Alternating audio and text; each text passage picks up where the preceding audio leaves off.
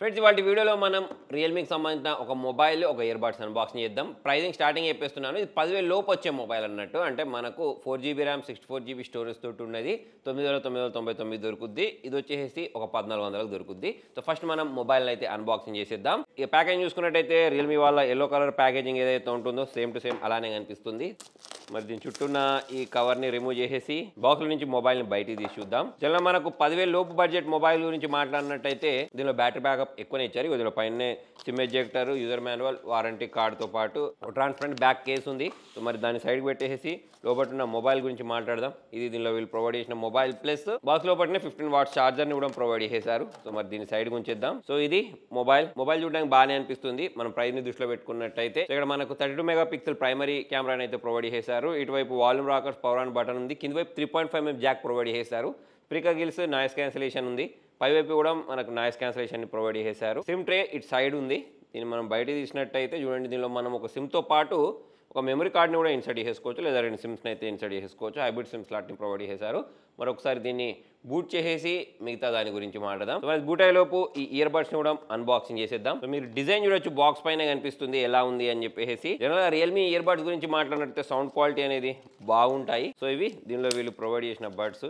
చూడ్డానికి మనకు ఈ కేసు కూడా అట్రాక్టివ్ కనిపిస్తుంది. బిల్డ్ క్వాలిటీ కూడా మనకు క్వాలిటీగానే కనిపిస్తుంది. పైన రియల్మీ బ్రాండింగ్ ఉంది. కింద వైపు ఛార్జింగ్ పోర్ట్ని ప్రొవైడ్ చేశారు. సో మరి దీనిలో నుంచి వీటిని బయటికి తీసి చూద్దాం.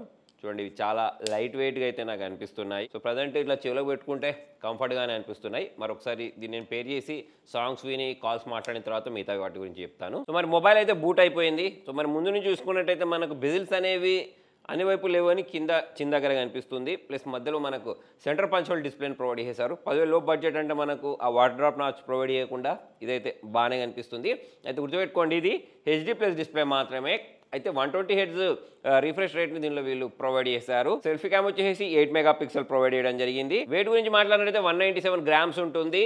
థిక్నెస్ వచ్చేసి 7.94mm ఉంటుంది. సో దాని ప్రకారం చూసుకున్నట్టయితే మొబైల్ అనేది మనకు స్లిమ్గానే కనిపించేస్తుంది. అవుట్ ఆఫ్ బాక్స్ Android 15 తోటి వచ్చింది కాబట్టి మనకు అప్డేట్స్ కూడా ఎక్కువ వచ్చే అవకాశాలు ఉన్నాయి. అయితే ఈ మొబైల్లో మనకు 10,000 లోపు దృష్టిలో పెట్టుకున్నట్టయితే కొన్ని మంచి ఫీచర్స్ ఉన్నాయి. ఒకటి MediaTek Dimensity 6300 ప్రాసెసర్ని అయితే ప్రొవైడ్ చేయడం జరిగింది.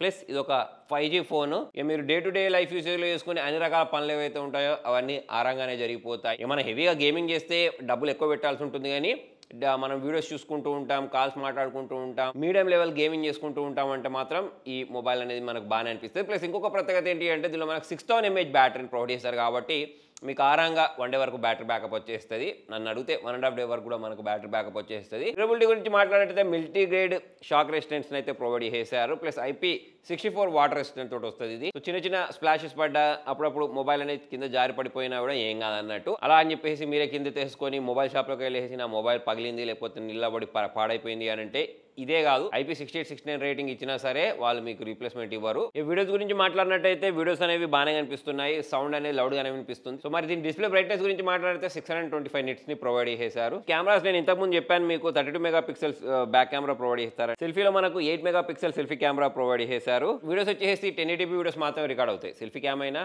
బ్యాక్ క్యామ్ అయినా.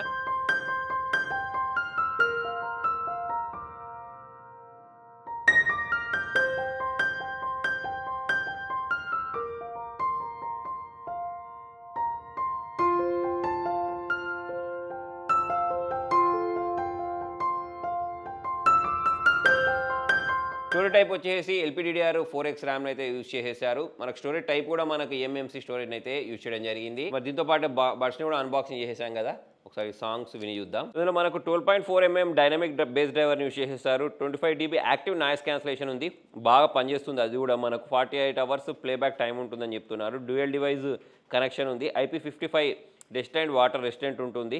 Dual mic, deep calling, noise cancellation కూడా ఉంది. అంటే మన ఎదుటి వాళ్ళతో కాల్ మాట్లాడేటప్పుడు మనకు డిస్టర్బెన్స్ అయితే రావట్లేదు. మరి బడ్స్ గురించి మాట్లాడినట్టయితే సౌండ్ క్వాలిటీ అనేది బాగుంది, మనకు లౌడ్గా వినిపిస్తుంది. ప్లస్ అవుట్డోర్లో వచ్చే వాయిసెస్ కూడా మనకు ఏం వినిపించట్లేదు.